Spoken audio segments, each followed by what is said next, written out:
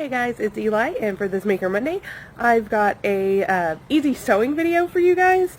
We're going to make a coaster out of felt and embroidery floss. So first thing, I'll go through what we need, and then we'll get started on this easy project.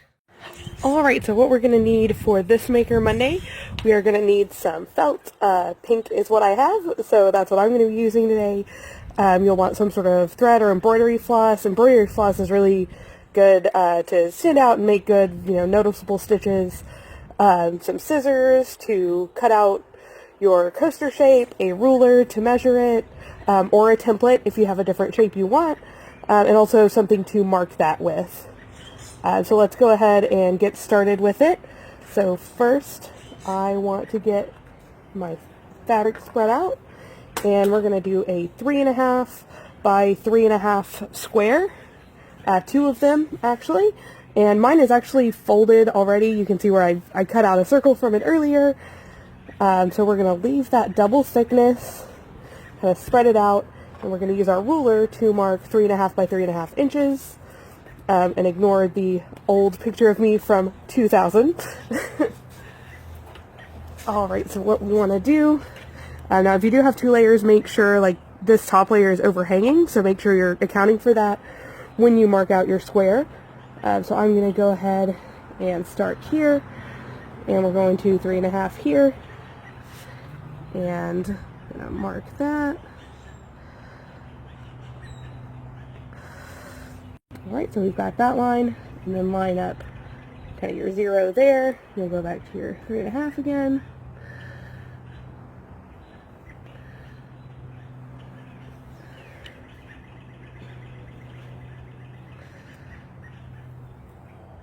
Same thing down here. I think we didn't quite get all of it marked up at the very top. And then we want to double check to make sure it is 3.5 there. And go ahead and complete that line also. And once you have it marked, you can cut it out. Now I have fabric scissors that I use to cut it out. They cut fabric a little bit better. That's what they're for. And they're just a little sharper. Alright, so now I've got my square cut out, my two squares, I should say. They're kind of layered together. You can kind of see the edge of the marker on there.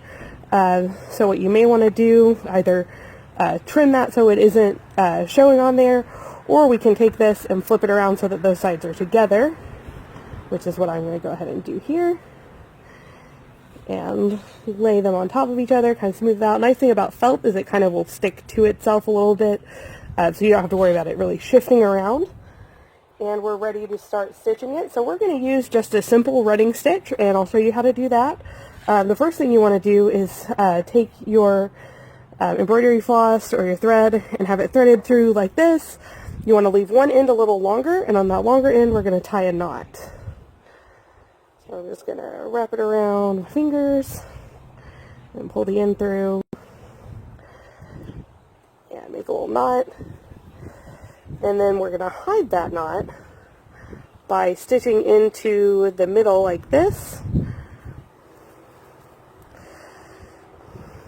and make sure you push the tail of it back in, and now you won't be able to see that knot from the outside. So running stitch is really simple. You just stitch forward, and you want to try to keep them consistent, and you want to keep about the same distance from the edge. Oh, be careful because it can catch the corners like that when you pull through. Also, you may want to iron yours if it's wrinkly like mine, but I didn't, and I'm just going to work with it. Alright, so there's your first stitch, and then from the back side you're going to go over about that same amount and push back through. And that's all a running stitch is. It's just like that, and you'll do that all the way around.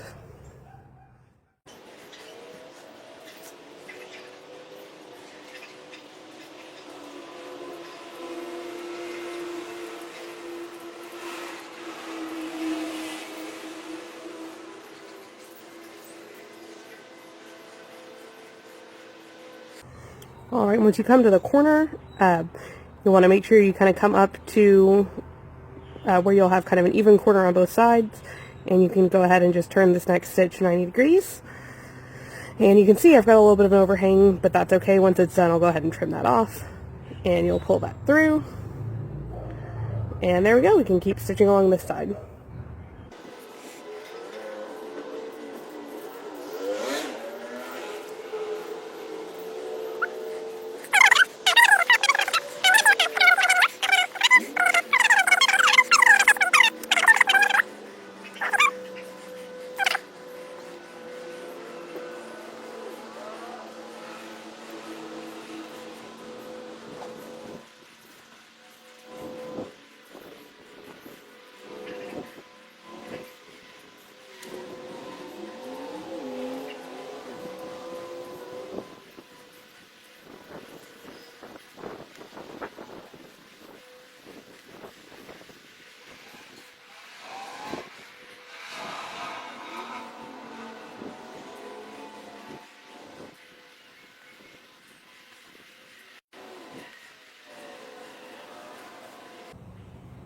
Alright, so once you get to the end, you want to bring it back through about where your first stitch started.